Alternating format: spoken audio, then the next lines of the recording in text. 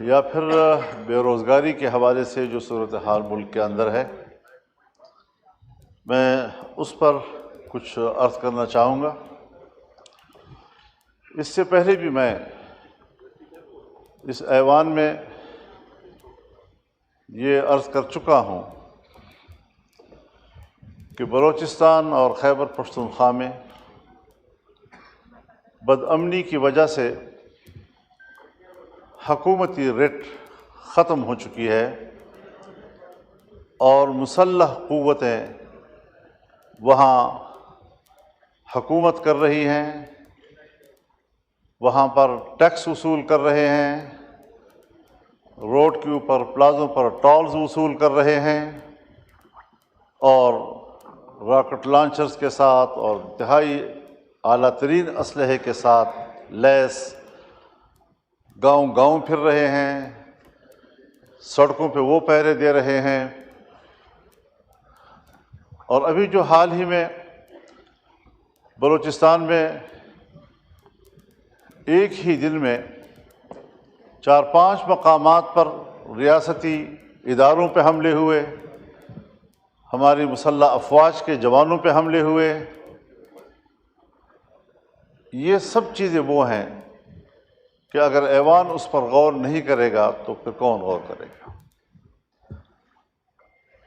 ہم کبھی بھی ایسے معاملات کو سنجیدہ نہیں لے رہے ہیں، چنانچہ دونوں طرف صورتحال جذباتی ہو جاتی ہے۔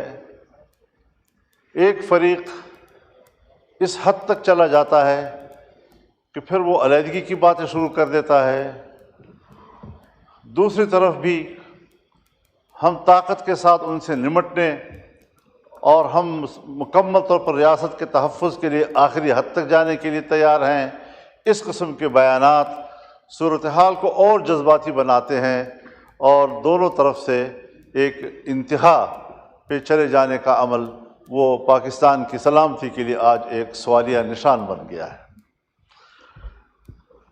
جناب اسپیکر، ان سارے معاملات کو سیاسی لوگ ہی طے کر سکتے ہیں۔ آج سیاسی لوگوں کی اہمیت ختم کی جا رہی ہے۔ جہاں معروف، معاملہ فہم، تجربہ کار اور سینئر سیاسی قیادت ہے، ان کو سائیڈ لائن کیا جا رہا ہے۔ ظاہر ہے کہ اس کی جگہ نئے نوجوان لیں گے، وہ تجربہ بھی نہیں رکھتے، معاملہ فہمی سے بھی محروم ہوتے ہیں، جذباتی بھی ہوتے ہیں، اور اس سے معاملات اس قدر الجھ جاتے ہیں کہ پھر اس گتھی کو سلجھانا ریاست کے لیے بھی مشکل ہو جاتا ہے۔ سیاستدانوں کو با اختیار بناؤ، سیاستدانوں کو معاملات حوالے کریں، سب چیزیں اپنے اندر سمیٹنا اور سارے معاملات کے لیے فیصل آباد کا گھنٹہ گھر بن جانا، ہر چیز کے لیے خود امرت دھارا بھر جانا، یہ شاید ایک خواہش تو ہو سکتی ہے، لیکن یہ کبھی بھی مسئلے کا حل نہیں ہو سکتا۔ میں آج بھی سوچتا ہوں کہ کیا ہماری حکومت کے پاس یہ صلاحیت ہے، کیا ان کے پاس یہ اختیار ہے کہ وہ خود فیصلہ کر سکیں، یا اپوزیشن کو اعتماد میں لے کر پارلیمان خود اس کے لیے کوئی اقدام کرے، مذاکرات کرے، بات چیت کرے اور ملک کے اندر اس اضطراب کو ختم کرے۔ ہم پراکسی جنگ لڑ رہے ہیں، یہ ہمارے اپنے مفاد کی جنگ نہیں ہے، بلکہ عالمی قوتیں دخیل ہو رہی ہیں اور عالمی قوتیں اس صورتحال کا فائدہ اٹھا رہی ہیں۔ جناب اسپیکر، یہ بات آپ سے بھی مخفی نہیں ہے کہ اس وقت خطہ پاکستان اس پراکسی وار کا ایک میدان جنگ بنا ہوا ہے۔ امریکہ، چائنا، سی پیک اور گوادر، یہ سارے وہ معاملات ہیں کہ جہاں پر ایک سرمایہ کاری کرنا چاہتا ہے جس کے ساتھ آپ نے معاہدات کیے ہوئے ہیں، لیکن آج ان میگا پروجیکٹس کے سامنے رکاوٹیں کھڑی ہو گئی ہیں۔ ہمارے ڈیرہ اسماعیل خان، لکی مروت سے لے کر آپ پورے بلوچستان کی طرف جائیں، یہ سی پیک ایریا اس وقت ان کے قبضے میں ہے اور وہاں پر کوئی ترقیاتی کام اب ممکن نہیں ہے اس وقت۔ بلوچستان میں یہی نعرے ہیں کہ چین نکل جائے، پاکستان نکل جائے۔ حالات یہاں تک چلے گئے ہیں، سنگینی کی صورتحال کا اندازہ آپ اس سے لگائیں کہ کچھ ایریاز میں آج اسکولوں کے اندر، کالجوں کے اندر پاکستان کا ترانہ نہیں پڑھا جا سکتا، ان کے اندر پاکستان کا جھنڈا نہیں لہرایا جا سکتا، ان کے کلاسوں میں پاکستان کا معاشرتی علوم نہیں پڑھایا جا سکتا۔ یہاں تک صورتحال چلی گئی ہے اور ہم دیکھ رہے ہیں آنکھیں بند کر کے کہ شاید شکاری مجھے نہیں دیکھ رہا ہے۔ اس تمام تر نازک صورتحال میں ہمیں قدم اٹھانا چاہیے، بڑی خود اعتمادی کے ساتھ ہمیں قدم اٹھانا چاہیے۔ حکومت کو بھی اپنی ذمہ داری پوری کرنی چاہیے۔ ہم لڑیں گے، اختلاف رائے کریں گے، تنقید کریں گے، اپوزیشن میں بیٹھے ہیں تو اپوزیشن کا کردار ادا کریں گے، لیکن اگر ملک کو ہماری ضرورت پڑتی ہے تو اپنے وطن عزیز کی چپے چپے کے لیے ہماری خدمات حاضر ہیں۔ پارلیمنٹ کو، سیاسی جماعتوں کو، سیاسی قائدین کو ملک کے لیے غیر ضروری سمجھنا، اس سے بڑی حماقت اور دنیا میں اور نہیں ہو سکتی جو ہمارے ہاں کی جا رہی ہے۔ یہ سنجیدہ صورتحال ہے۔ ہم ان علاقوں میں رہتے ہیں، شاید سندھ میں وہاں تو ڈاکوؤں کا راج ہے، آپ کو وہاں کچے کی صورتحال سے وابستگی ہے اور پریشان ہیں، لیکن یہاں ہمارے ہاں اسٹیٹ کو باقاعدہ چیلنج کیا جا رہا ہے اور صورتحال انتہائی مخدوش ہو چکی ہے۔ تو اس سارے صورتحال میں ہمارا کردار کیا ہو سکتا ہے؟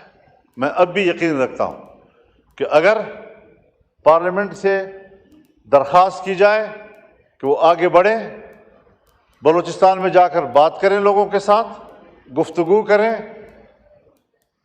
کے پی میں آئیں، وہاں کے لوگوں سے بات چیت کریں، گفتگو کریں، تو صورتحال کو دوبارہ واپس اپنے حالت پہ لایا جا سکتا ہے۔ لیکن اس انداز سے صورتحال مزید خراب ہوتی چلی جا رہی ہے، اور میں چونکہ تجربہ رکھتا ہوں، حضرت 2006 سے اس ساری صورتحال میں جب ریاست ناکام ہو جاتی ہے تو وہاں ہم جاتے ہیں اور صورتحال کو کنٹرول کرتے ہیں۔ میں ابھی الیکشن سے پہلے افغانستان گیا، 1 ہفتہ میں نے گزارا، پاکستان افغانستان کے تمام شعبوں میں باہمی تعاون، سرحدات کا معاملہ، مسلح گروہوں کا معاملہ، مہاجرین کا معاملہ، باہمی تجارت کا معاملہ، ان سب پر تفصیلی گفتگو کے بعد میں مکمل کامیاب واپس آیا اور میں نے وزارت خارجہ اور پاکستان کے ذمہ داروں کو آگاہ کیا اس سے، اور وہ مطمئن ہوئے، اپریشیٹ کیا، کہا میکینزم کیا ہوگا؟ میں نے کہا وہ ریاست کا معاملہ ہے، میرا ذاتی معاملہ نہیں ہے، میں تو اپنی کیپیسٹی میں گیا تھا، ان کی دعوت پہ گیا تھا۔ تو یہ کوئی مشکل چیزیں نہیں ہیں، لیکن اگر ہم سنجیدگی کے ساتھ بیٹھ کر تسلی سے بات چیت کر سکیں۔ یہاں پر سوال اٹھائے جاتے ہیں، صاحب حملہ ہو گیا، بشام میں حملہ ہوا، یقیناً بری بات ہے، ہمیں اقدام کرنا چاہیے ان کے خلاف۔ سیدھا الزام آ جاتا ہے کہ یہ تو افغانستان کے لوگ ہیں، افغانستان کے لوگ ہیں تو افغانستان کے لوگ مجرم ہیں پھر۔ لیکن وہ 1 یا 2 چوکیوں کو عبور کر کے کوئٹہ پہنچتے ہیں، اور کوئٹہ سے لے کر بشام اور کوہستان تک 250 چوکیاں ہیں، ان کو عبور کرنا کیا وہ بھی افغانستان کی ذمہ داری ہے؟ ہم کہاں تھے وہاں پر؟ سرحدات پر ہماری فوج ہے، ان کے پاس تو اتنی فوج ہی نہیں ہے کہ وہ سرحدات کنٹرول کر سکے۔ لیکن اس سارے صورتحال میں صرف اس سے کام نہیں بنے گا کہ ہم ذمہ داریاں کسی اور پہ ڈال دیں، ہمیں خود اپنی ذمہ داریوں کی طرف بھی متوجہ ہونا ہوگا۔ دوسری بات میں یہ عرض کرنا چاہتا ہوں، یہ چیز اس میں ہے کہ پرائرٹیز دیکھنی چاہیے۔ اس وقت یقیناً یہ ایک اہم مسئلہ ہے کہ جو مسنگ پرسنز ہیں، یہ بڑا ایک انتہائی اہم مسئلہ ہے اب لوگوں کا۔ ان کے پیارے جو ہیں وہ 10 سال 20 سال سے غائب ہیں، ان کو نہ یہ بتایا جا رہا ہے کہ وہ مر چکے ہیں، وہ زندہ ہیں، وہ جیل میں ہیں، بھاگ گئے ہیں، جہاں بھی ہو حکومت کی ذمہ داری ہے کہ وہ اس کے خاندان کو بتائے کہ تمہارا بچہ کدھر ہے۔ ہم نے تو وہ چیزیں بھی دیکھی ہیں کہ اگر آرمی پبلک اسکول کا واقعہ ہوتا ہے، آرمی پبلک اسکول کے واقعے سے 1 سال پہلے ایک نوجوان پکڑا جاتا ہے، 1 سال پہلے، اور پھر جب پھانسیاں دی جاتی ہیں تو آرمی پبلک اسکول پر حملے کے پاداش میں اس 1 سال پہلے والے قیدی کو بھی اس فہرست پہ ڈال دیا جاتا ہے کہ یہ بھی قاتل تھا، اور اس کو پھانسی دے دی جاتی ہے۔ اس قسم کی چیزیں لوگوں میں بد اعتمادی پیدا کرتی ہے، اس قسم کی چیزیں لوگوں میں نفرت پیدا کرتی ہے۔ میں چاہتا ہوں کہ قوم فوج پر اعتماد کرے، لیکن ان اقدامات سے اعتماد ختم ہوتا جا رہا ہے، نفرتوں میں اضافہ ہوتا جا رہا ہے، اور مجھے نہیں خیال کہ یہ نفرتیں ہم آئندہ چند نسلوں میں بھی ختم کر سکیں گے۔ لہٰذا ان مسائل کو ترجیح دے دینی چاہیے۔ وسائل ہیں، اور بلوچستان کے وسائل ہیں، خیبر پختونخوا کے وسائل ہیں، سندھ کے وسائل ہیں، پنجاب کے وسائل ہیں۔ ان وسائل پر وہاں کے عوام کا حق ہے، وہاں کے لوگوں کے آئندہ نسلوں کا حق ہے، ان کو اطمینان دلا دیا جائے کہ آئین پر عمل ہوگا، اور 18ویں ترمیم کے تحت یہ چیزیں آپ کی ملکیت ہیں، ریاست کا کوئی حق نہیں ہے کہ وہ جا کر وہاں پر قبضہ کرے۔ یہی وجہ ہے کہ عام مجالس میں یہ سوال اٹھائے جاتے ہیں کہ صاحب یہ جو ساری دہشت گردی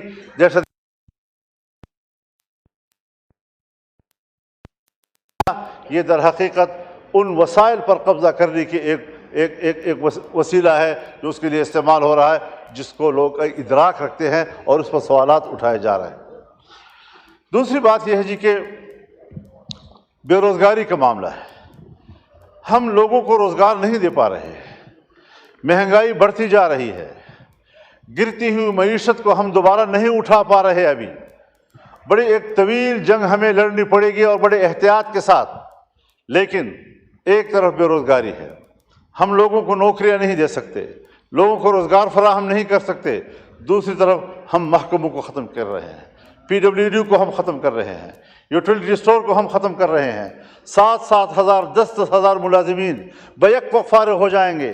اس قسم کا کوئی قانون لانا، کوئی بل لانا، کوئی ترمیم لانا، یہ پاکستان کے ان ملازمین کے ساتھ، ان کے خاندانوں کے ساتھ، ان کے بچوں کے ساتھ دشمنی ہوگی، اور کسی قیمت پر اس قسم کے ترامیم کو ایوان میں قبول نہیں کیا جائے گا۔ یہی وجہ تو ہے کہ ہم مایوس ہو چکے ہیں۔ ہم کدھر جائیں؟ کوئی رول نہیں رہا ہے پارلیمنٹ کا، ممبران کا کوئی رول نہیں رہا ہے۔ تبھی تو اختر جان مینگل نے استعفیٰ دے دیا کہ پھر ایسے ایوان میں میں کیسے بیٹھوں گا جی۔ اور یہ ان کے جذبات و احساسات نہیں ہیں۔ جس طرح کے الیکشن ہوئے، جس طرح کے نتائج سامنے آئے، جس طرح کا پارلیمنٹ وجود میں آیا، یہ احساسات ہم سب کے ہیں۔ یہ اور بات ہے کہ پارٹیوں کا معاملہ ہے، کسی پارٹی نے فیصلہ کر لیا، کوئی ابھی ایوان میں کردار ادا کرنا چاہتا ہے، لیکن اس طرح چلے گا نہیں جی۔ معاملات کو خراب نہ کیجیے۔ آپ اس وقت چیئر کر رہے ہیں قومی اسمبلی کے اجلاس کو، آپ کی طرف سے واضح ہدایات جانی چاہیے کہ ایوان مضطرب ہے، ملک کے لیے پریشان ہے، اور ایوان پر اعتماد کیا جائے۔ ہم جیسے کیسے بھی ہیں، فارم 47 کے ہیں یا 45 کے ہیں، لیکن اب اس ایوان میں ہم بیٹھے ہوئے ہیں، اور ڈیجور نہ صحیح، ڈیفیکٹو صحیح، لیکن انہی سے آپ نے کام لینا ہوگا۔ ان کو اپنا ملازم سمجھ کر کہ یہ صرف اس لیے بیٹھے ہیں کہ جب ریاست چاہے گی کہ ترمیم کر لیں تو انہی سے ترمیم کرائیں گے۔ ہم اپنے مفاد کے لیے قانون بنانا چاہیں تو انہی سے قانون بنائیں گے، انہی کو استعمال کیا جائے گا۔ ہم اداروں کے استعمال کے لیے یہاں نہیں بیٹھے ہوئے، ہم آزادی سے ملک اور قوم کی خدمت کرنے کے لیے بیٹھے ہوئے ہیں۔ تو یہ ساری صورتحال ہے۔